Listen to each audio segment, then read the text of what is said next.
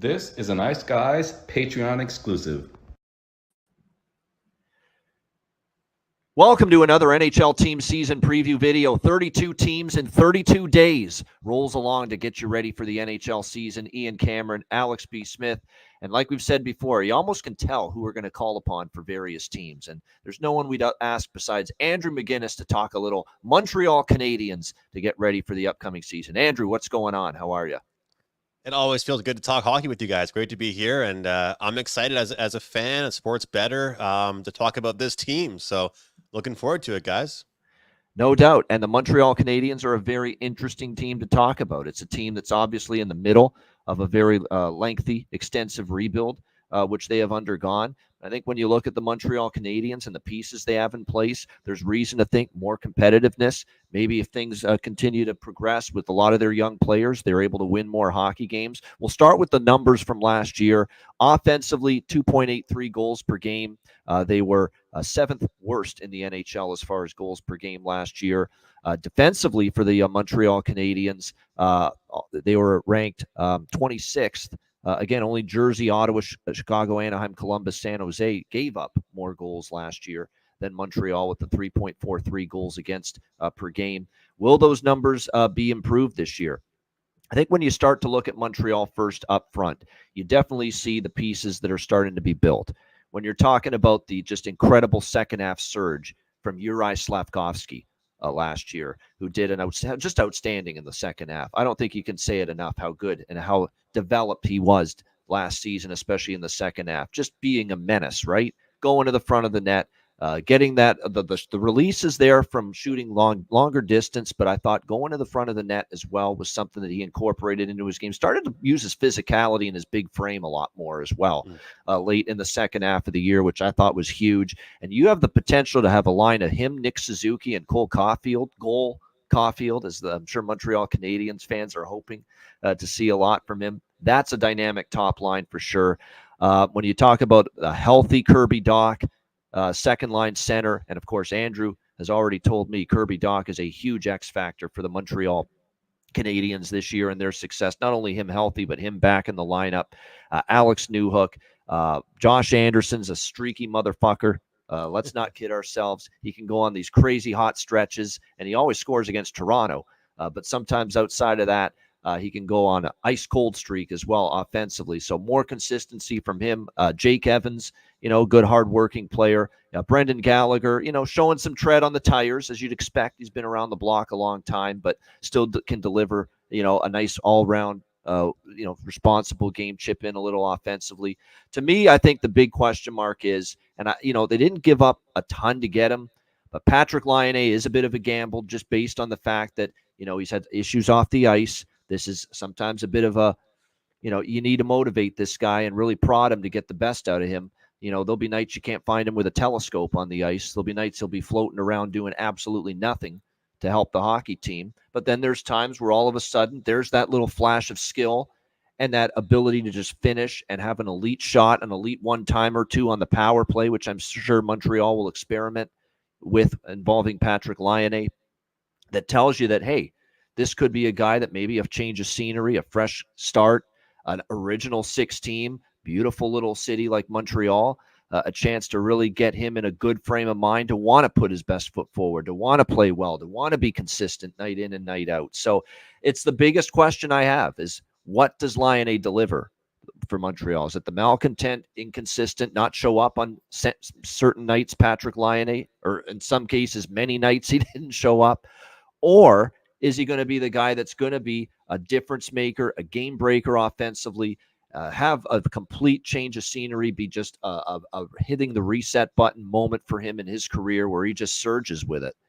And Montreal does need more scoring and more offense and to improve their power play. And that's exactly why Kent Hughes went after getting Patrick Laine from the Columbus Blue Jackets.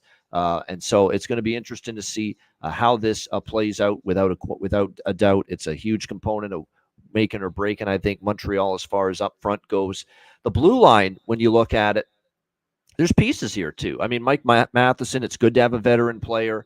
Caden Gooley's injury last year really set them back, and to have him, ready to go for training camp is significant. I like his game. He's got a little sandpapered him as well, but good skater, can play at various situations for Montreal. Will he be ready for potentially top pair minutes? Because he could be a top pair defenseman this year for Montreal. That remains to be seen. You know, I'm a big fan of Lane Hudson already, even though he hasn't played a full season yet in the NHL. We saw this kid dominate at the college level. He's got all the tools, playmaking, vision, skill, speed, lug the puck, start the rush, power play guy, you name it.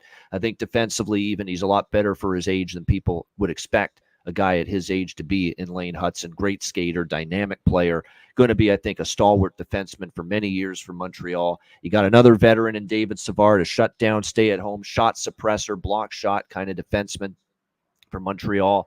Justin Barron. And, of course, my guy from right here in the Hammer in Hamilton, Wi-Fi. He's healthy again. Arbor Jacki, great to see him back again from Montreal, ready to be healthy again and make an impact on this blue line for Montreal. I think the question marks are still in net. Sam Montembeault, brilliant in flashes, inconsistent in flashes. And I don't know if I've seen enough Caden Primo, as far as being convinced that he would overtake Sam Montembeault at any point. Now, the good news for the Montreal Canadiens is in their pipeline, they do have some goalie prospects that are waiting in the wings, and down the road could be big-time goaltenders for them, no question about it, including, of course, Jacob Fowler, who everyone's raving about, even though he's still very young. But that's down the road. I don't know if that's going to be immediate for Montreal. So the goaltending is going to fall on the shoulders of Montembeault and Primo. So can Montembeault play well, be consistent, avoid those stretches where he has those 5-goal. And usually when Montembeault is on, you can tell right away. When he's dialed in the first period, it's going to be a tough night to score against him, and it usually carries over for the full game. But if he's given up 1 or 2 in the first, sometimes it's almost like he gets down on his confidence mentally a little bit, and it can snowball on him. I think that's very important for Montembeault this year. Have those good starts to games, and then just grow your confidence from there. That'll be interesting to see. Look, I think there's going to be spots to back Montreal. I look at this team forward-wise, a little improvement. Blue line, I think, if everyone healthy now as it looks, that they should be improved as well. The problem is the Atlantic Division's a beast, in my opinion, this year. Toronto, Tampa, Boston, Florida are all above average teams, no question. You can't rule out Ottawa improving. You can't rule out Detroit improving and making the playoffs. Even Buffalo, and I've said it for years, Buffalo is going to improve, and they never do. But you can't even rule out them maybe improving a little bit. So it's a very competitive division. It's a tough division to make inroads with, but Marty St. Louis will have a very competitive group. They're going to be a tough out. And I think more than anything, and you see Alex with the draw season hashtag, Montreal was right up there as far as the teams that cashed the most draws and overtime games last year. The draw is going to be, I think, a profitable endeavor this year, once again, with the Montreal Canadiens. I think with their offensive improvement, too, let's assume Lionel does bring it. If he does, they're also going to maybe play some overs for their game totals this year, because I do think, and with Lane Hudson starting the rush, getting that transition game going, which should be improved for Montreal. They shouldn't be stuck in their own zone as much this year. This could be more of an over team as far as their game totals are concerned in 2024, 2025.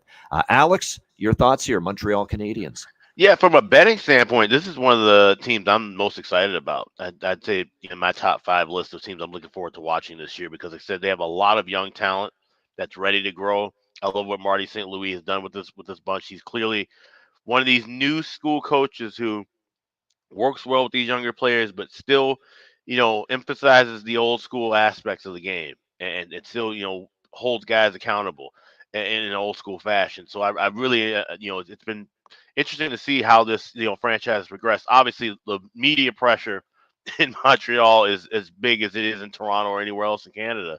And that's a hard thing to navigate with. But I think that this group is doing the right things. And I was a little, puzzled with the Line trade, to be honest, because I was like, well, where does he really fit in with Montreal? But then when I realized, okay, sign him for 2 years, around $8 million. There's another interesting player who's going to be kind of coming up as a free agent in about 2 years, too, that I think could look pretty good in the Habs jersey and might end up that way. And I think I mentioned it to you, Andrew. You're the first person I actually texted, or talked to anyone about with this was, I think Connor McDavid ends up being with Montreal in a couple of years. And I wouldn't be shocked if Patrick Laine is involved in that deal. within the next couple of years, going back to the other way. So it's huge for him to have a big year because this is kind of maybe a rebuild for his career and could possibly put him in a situation where he's the man somewhere replacing another big guy potentially. That being said, he's got to show up this year and be a guy who can lead some of these younger players too. If he can show some leadership skills, which I know that's a lot to ask, especially for a guy who's coming off of his own issues and things, but if he can lead at least on the ice, we know he has the talent and skill to outperform and outdazzle a lot of guys in this league. But if he can kind of take Cole Caulfield and Lane Hudson, some of these younger guys under his wing, and kind of show them the ropes and be a vocal guy in that locker room a bit.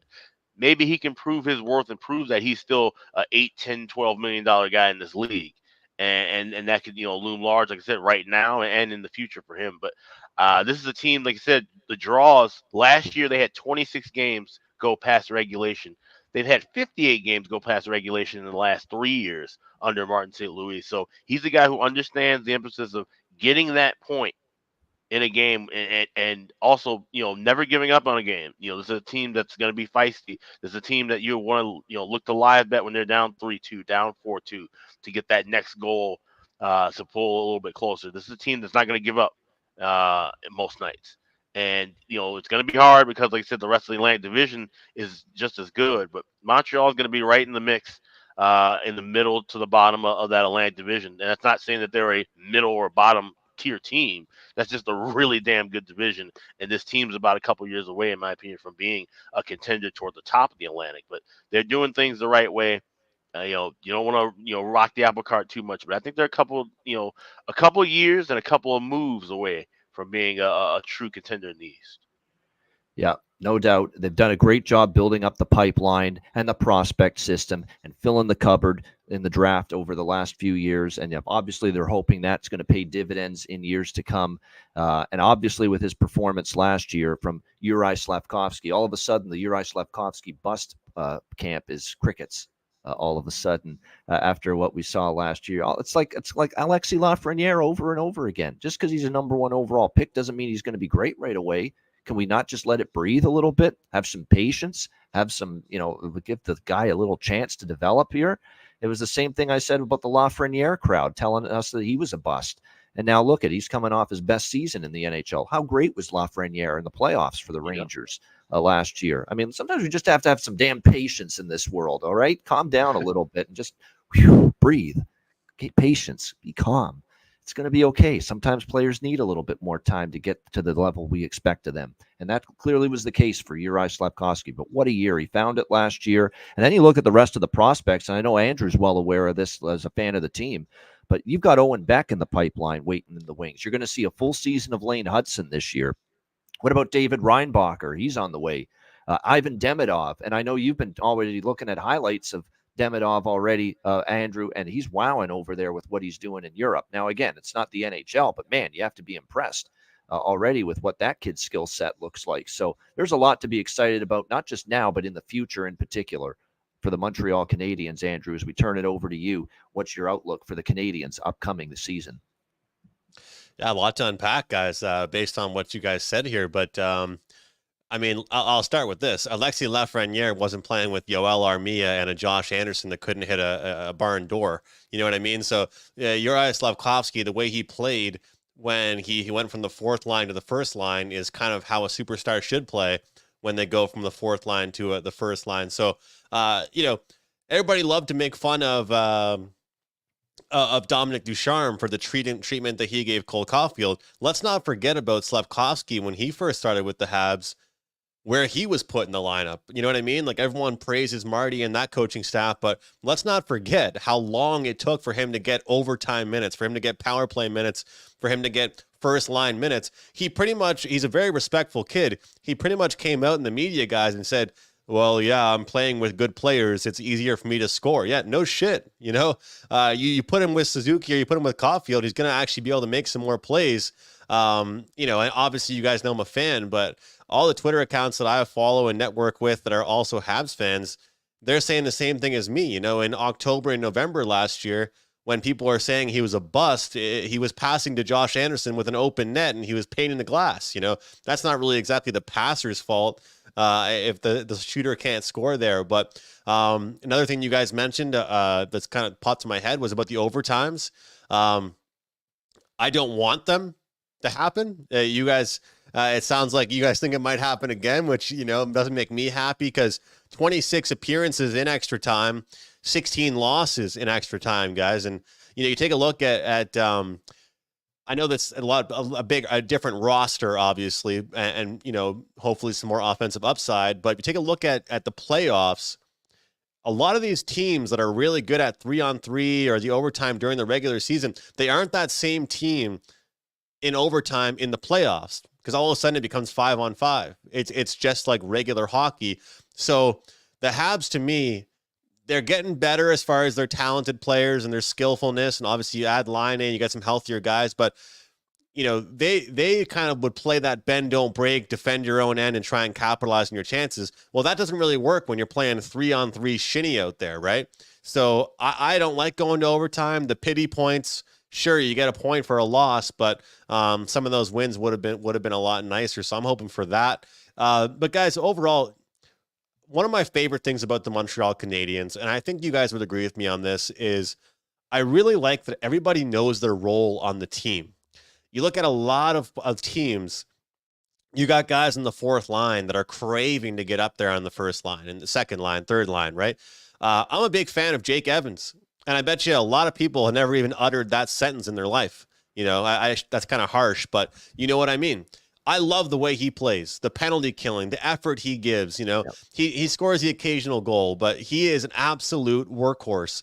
And for the guys that aren't going to be scoring for you, you better go out there and kill time. Forward. Very good. Exactly. A reliable guy. And that's the thing, is that Brendan Gallagher, is he slowing down? Sure. Is his offensive upside not really there? But he's going to absolutely stir shit up, just like he always does.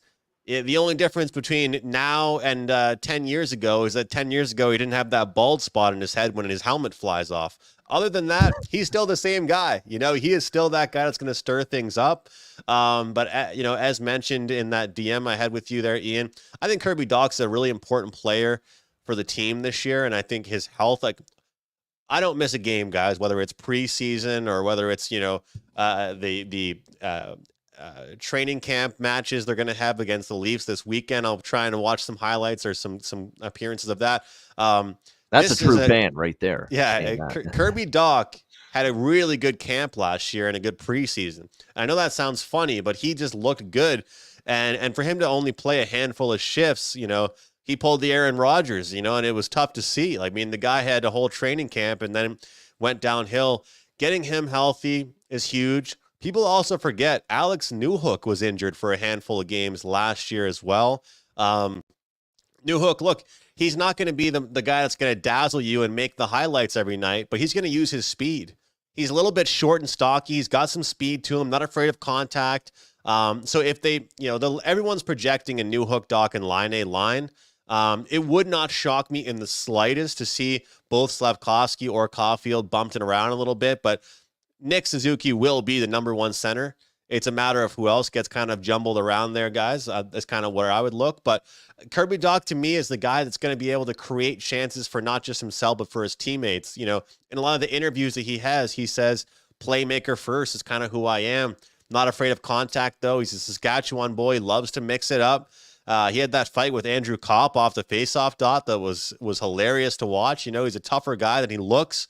But yeah, that to me is the big thing, is the bottom six knows they're the bottom six, and the top six guys, they know their roles as well. The biggest difference is, can you get a little bit of contribution from the bottom six, and can you get more contribution from the top six guys, and not just be Nick and Cole? And I think you get a healthy Kirby, you add Line A, and guys with Line A, I mean, Alex, you nailed it. I was kind of getting worried where you were going to go there about not liking the trade, but then you were like, hey, it's only a short term, because the way I look at it is there's no loss, really. I had a buddy that was making fun of the Habs to me because of the contract. I'm like, dude, what were we going to spend that money on? We have the money. It's how sports work. You have the money.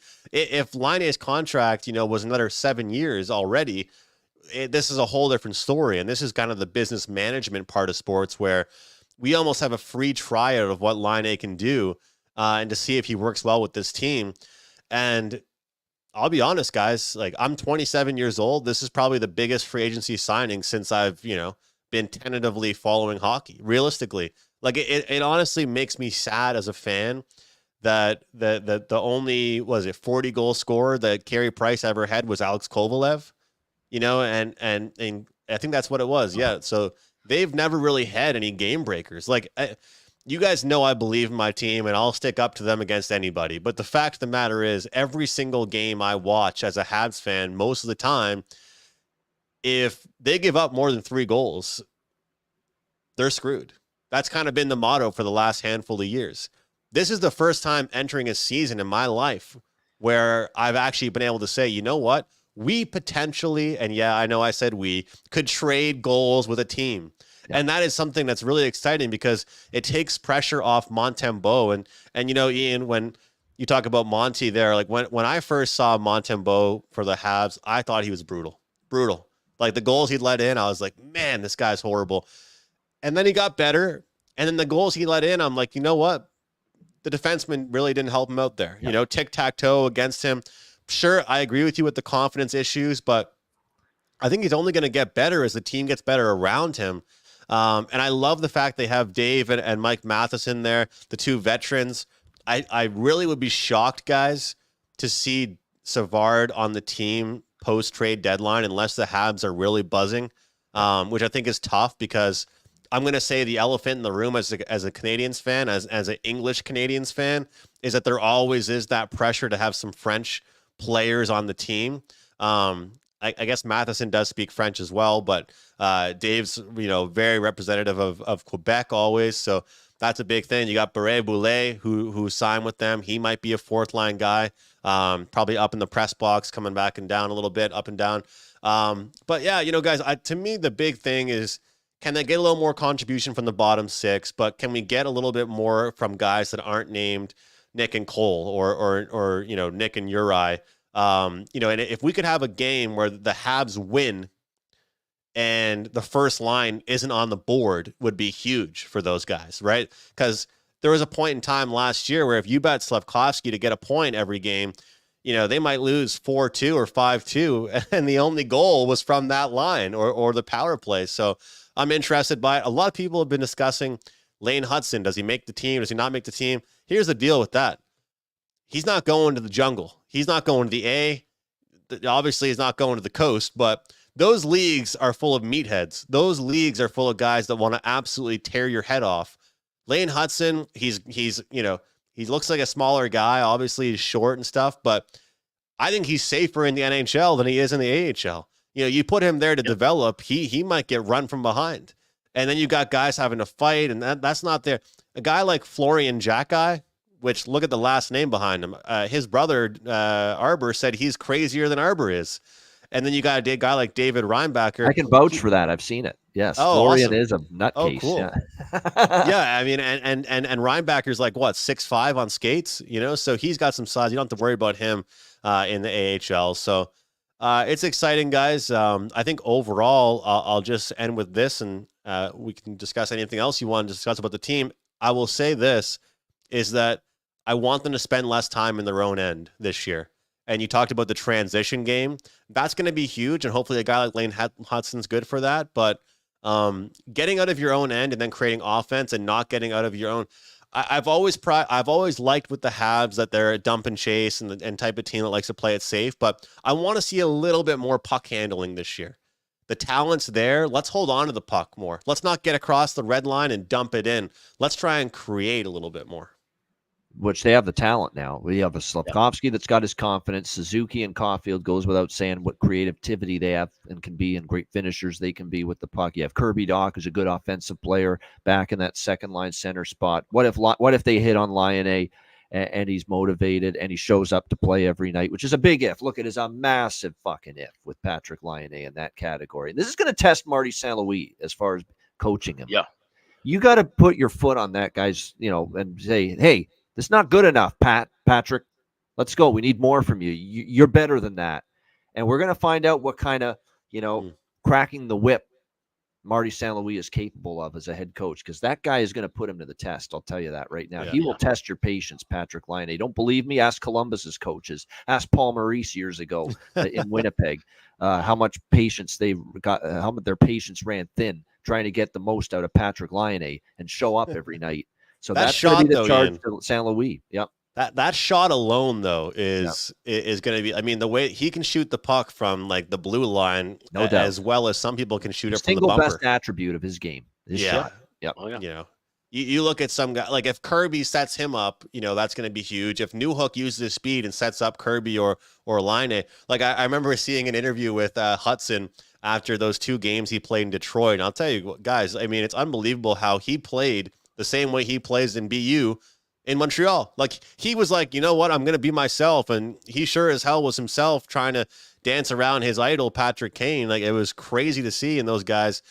But Hudson set up, I think it was Jake Evans for my guy that I was just hyping up. He set him up for a one-timer, and Jake said to the media after the game, yeah, someone should have told Lane, I'm not that guy. Like, he's like, I'm not the one-timer guy. I'll have to pick somebody else. But he's got those guys now. You got Laine, you've got Kirby, you've got, there's about 5 or 6 guys now that are going to be able to be on the receiving end of the one-timers, which makes a huge difference there. Yeah, and again, that should help the power play, which was 27th, by the way, in the NHL last year. The Montreal Canadiens on the power play. I definitely see that ranking going up 100% this year. Second unit, too. There's no reason they should not have a better power play this season.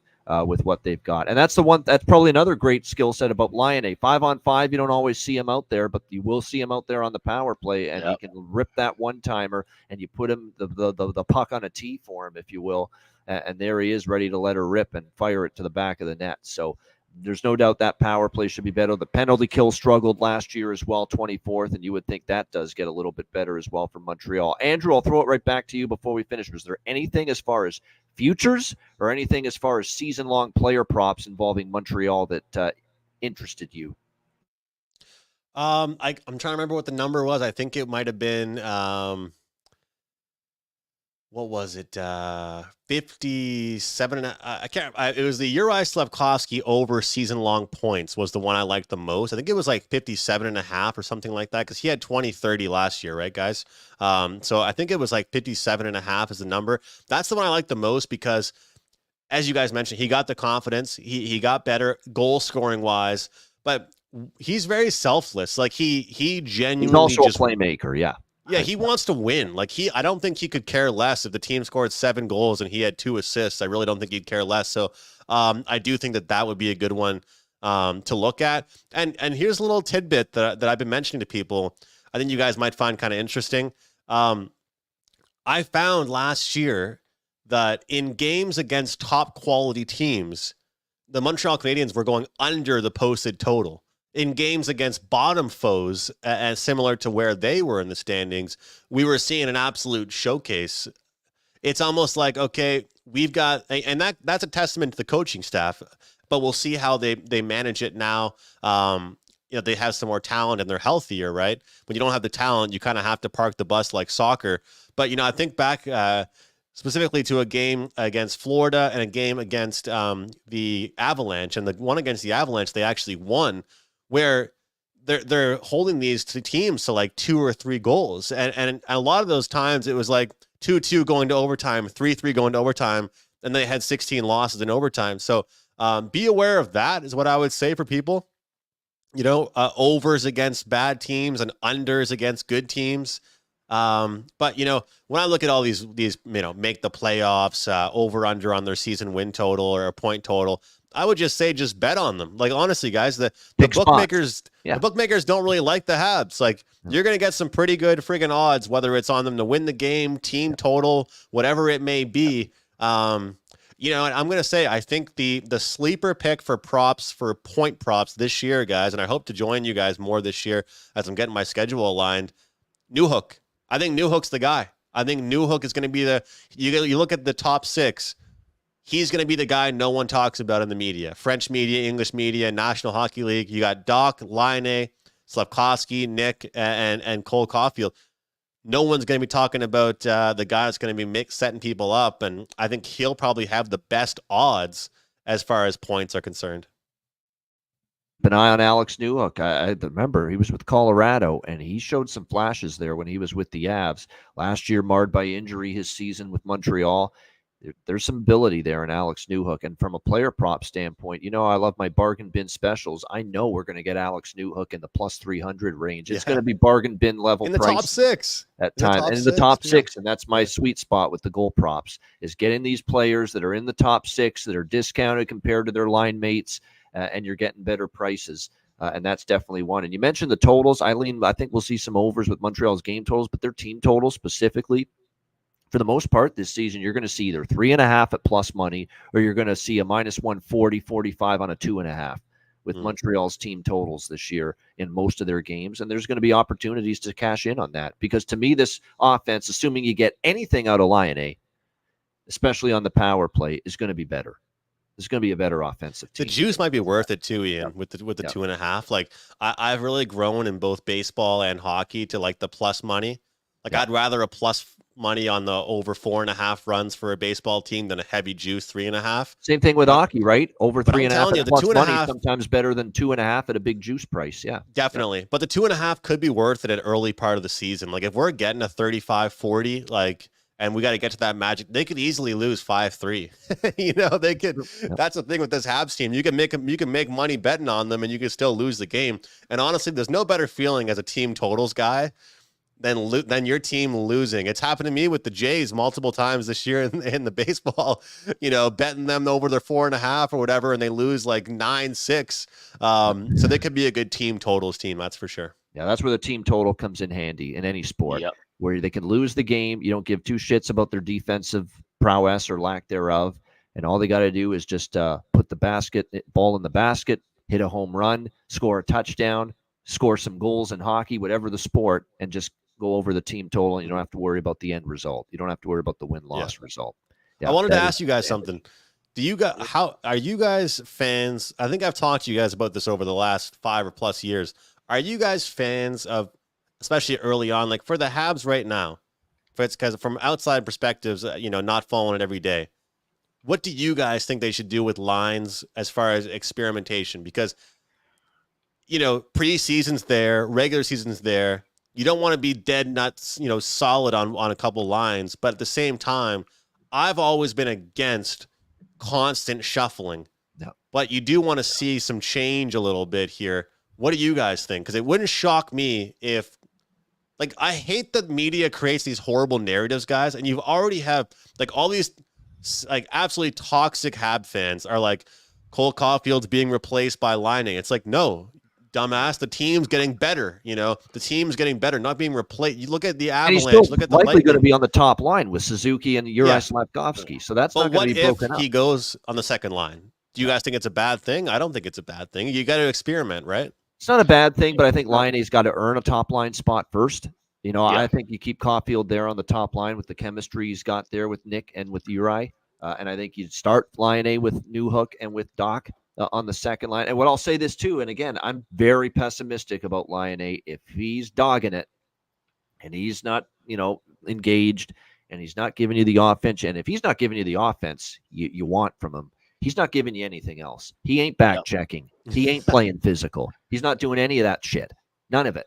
So if he's not scoring for you and putting the puck in the net, he's useless to you. That's simple as that. He's here to score. Yeah. He's got to score and put the puck in the frickin' net. That's what he has to do. And if he's not doing it, you send his ass to the third line or the fourth line, and you maybe put Anderson up on the second line instead.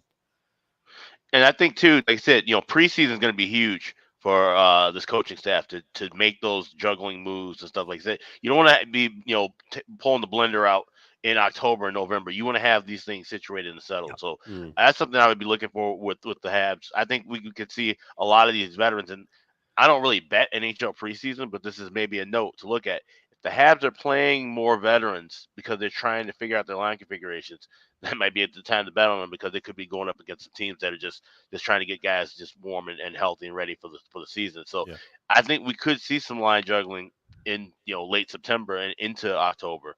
But I think at some point they want to try and kind of find like I said, everybody has their roles, so they want to put everybody in those spots, when the time is right. It's And I funny do about think that preseason Laine, hockey, Andrew. I was just going to say about yeah, preseason hockey. I don't bet it, and here's the reason I don't bet it. I've seen this play out over the years. There's this conflict of opinion.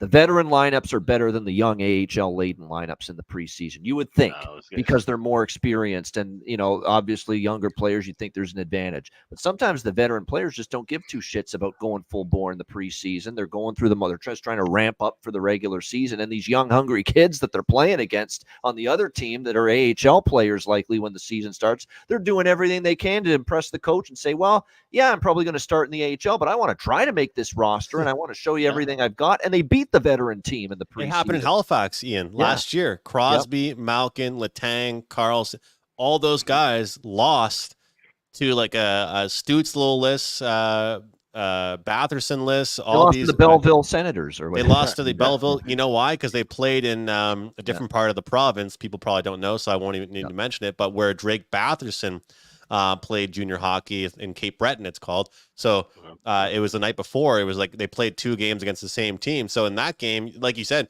the younger guys won, and Crosby, there was an absolute sellout crowd. Everybody here in my area wanted to see Crosby. I don't think they scored a goal. I don't think their team scored 1 goal.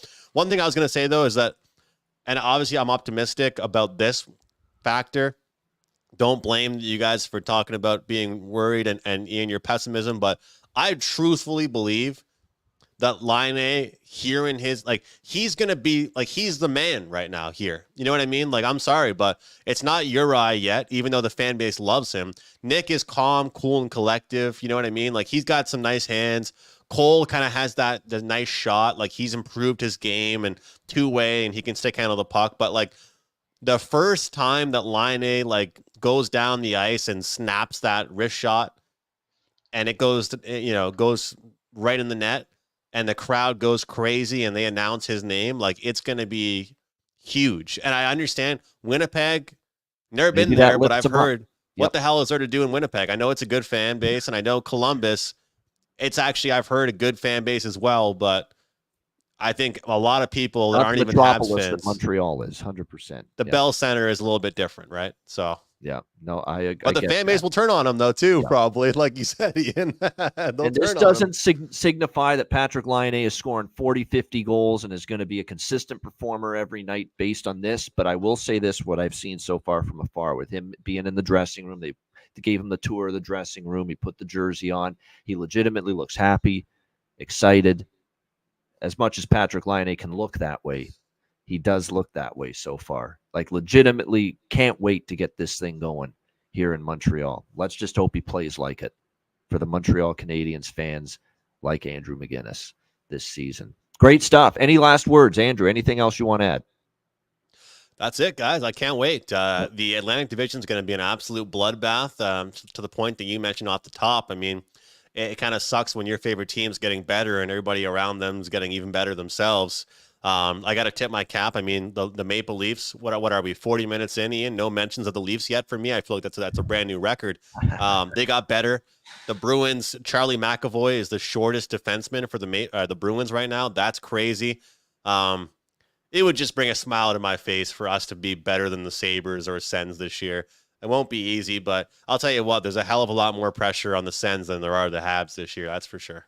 No doubt. No question about that. Even the Sabres, because they've been rebuilding longer than Montreal, and they've got to show some improvement. And even Detroit. Detroit was knocking on the door of the playoffs. They got to actually get through this year. And like I said, that Atlantic Division, Jimmy Murphy was with us in the Boston preview, and he said it. It's the most competitive division on paper, in his opinion, this season, the Atlantic Division of any division in the NHL. So it'll be interesting to see how it goes. Alex, anything you want to say in conclusion? No, just like I said, just looking forward to the season. This is gonna be a fun and exciting team and a scrappy team, and just really kind of interested to see how things progress for them this year. No doubt. Either way, win, lose, or hopefully draw a lot of times for me and Alex anyway. I don't know about Andrew so much, but win, lose, or draw for the Montreal Canadiens.